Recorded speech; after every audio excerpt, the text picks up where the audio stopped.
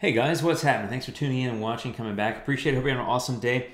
And I thought I would do a video today on Aurora HDR 2019, simply because I haven't done one in a while. And I love Aurora HDR. I think it's got a lot of power, a lot of capability, especially if you're into HDR. Of course, it makes a lot of sense to have it, and I highly recommend it for HDR work.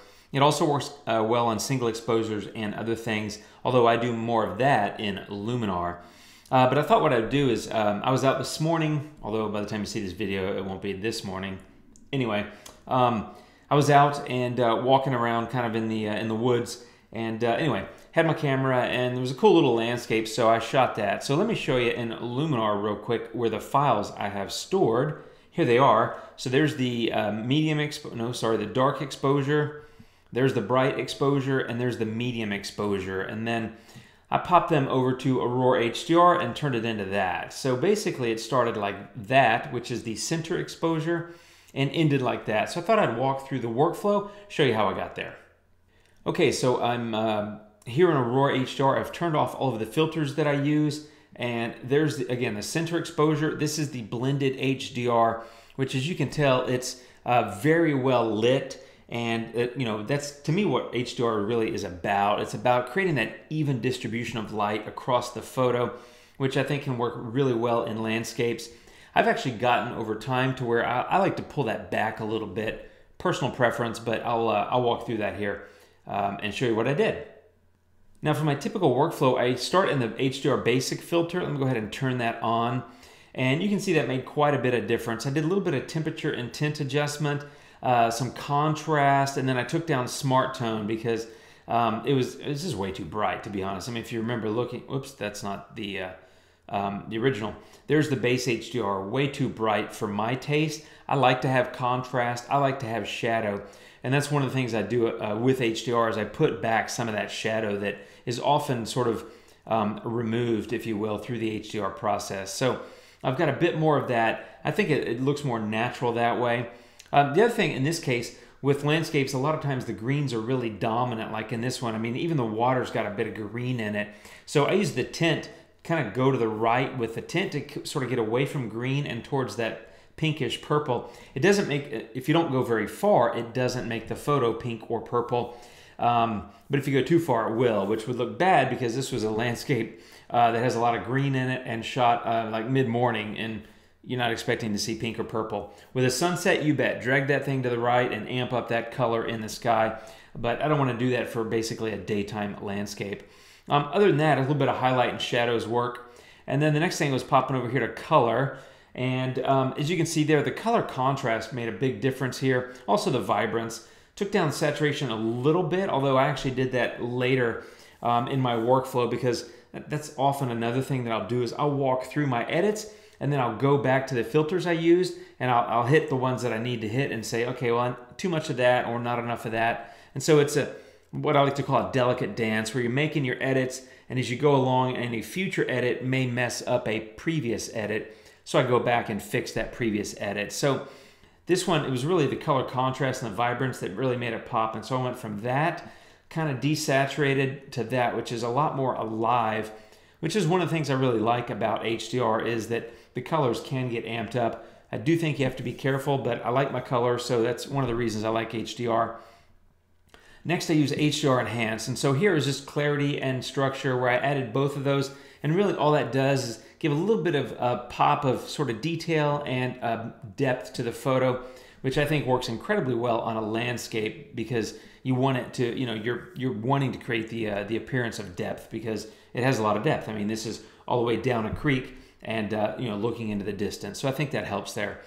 Denoise I do not do on the same layer. These are not filter masks, or you don't have the ability to filter mask, which is to mask in a specific filter and multiple filters with different masks on the same layer. You can't do that in Aurora. That is something I do in Luminar, but I'm staying just in Aurora HDR for this video. So I'll do denoise on my final layer, which is the next layer.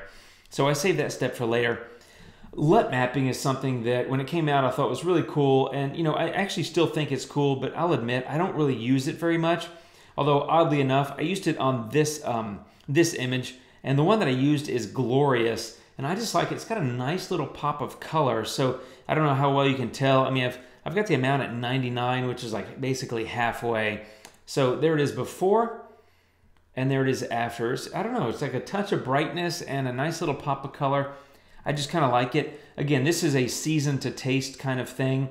And I gotta admit, like, as far as LUTs, this is the only one that I really have ever used in Aurora HDR. I don't really get into them a whole lot. They're cool, but hasn't really been my thing. So there's that. Next is Image Radiance, and I did add this, and if you look, it adds back a bit of contrast and shadow. So let me show you the before. You know, bright, you can see, and it's a lot of depth. You can see all the way through it. You can see into the trees, under the trees on the right-hand side of the creek. And now I'm starting to create a little bit more of that darkness or depth to the photo. And again, I like to do that simply because it's more natural. I think your eye is trained to expect that. When I first was doing HDR, I was like, wow, I can put light in the corners, you know, where it was really dark or whatever. And I'm not as much into that anymore. I've kind of gone back the other way. So season to taste, right? That's what I did there, but I just like it. It also creates a little bit more smoothness to the photo, and that's one thing in HDR. I think you can easily get really crispy looking, crunchy details and that sort of thing, and so I like Image Radiance because it creates a little bit dreamier kind of look and a little bit smoother look, and especially on landscapes, I like that with the dreamy kind of shadowy look plus a little bit smoother details. It fits my my liking. Polarizing filter is great to use. I didn't use it here. Details boost, I honestly rarely use that, and the same with glow. I don't use those very much at all.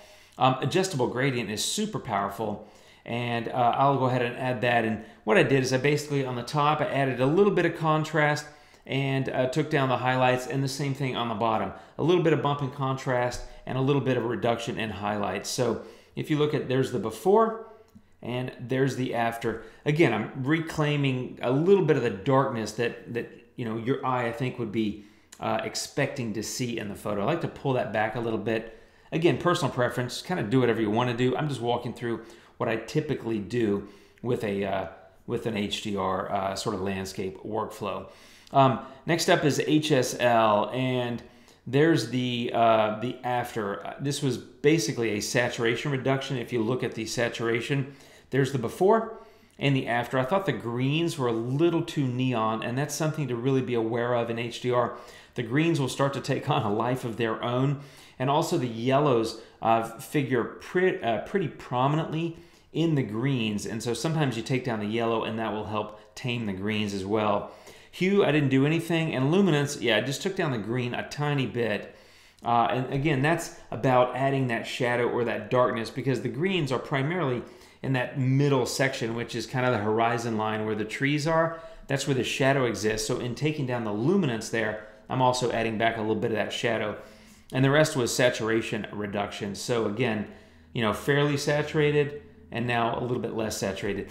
I really like both. It just depends on kind of how you're feeling at the moment, right? It's all season to taste.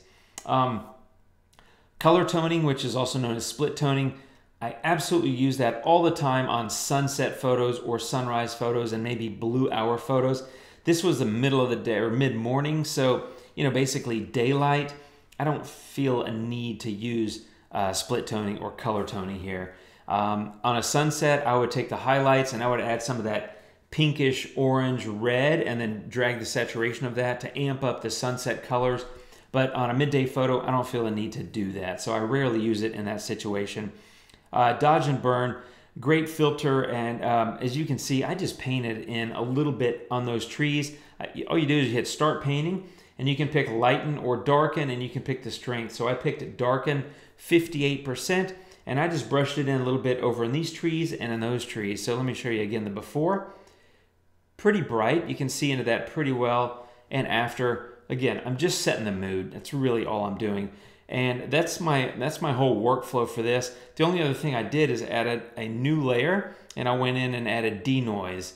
And I don't know if you can even tell in the video, probably not, but the before and the after. The before, it was just a little bit more detail in the sky and in the water. And all I did is I went in and painted in this adjustment into the sky and the water, kind of went around some of those rocks. All I'm doing is simply smoothing out some of the details. That's a personal preference. I like clouds and skies and water to be fairly smooth, almost kind of fluid, and so just personal preference.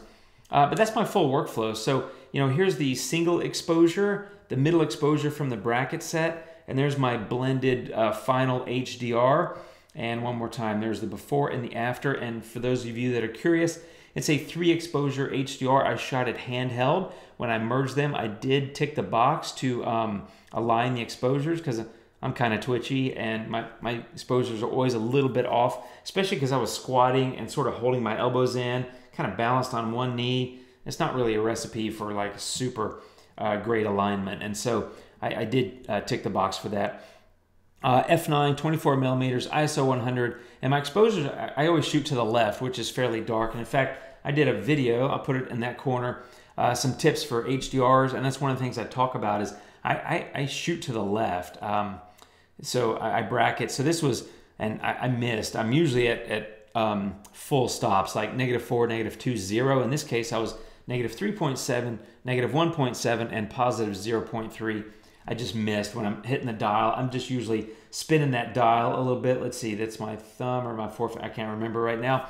But making the adjustments to the exposure, I'm generally doing that at full increments. Apparently I missed, so I'm slightly off there.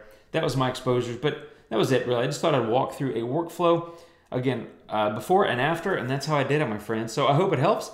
And if you have any questions, let me know. You can leave a comment down below and share with your friends. And like the video if you liked it. And that's it. So let me know what you think. Have a great one. Thanks for coming by and stopping and watching. I'll see you soon. Take care and adios.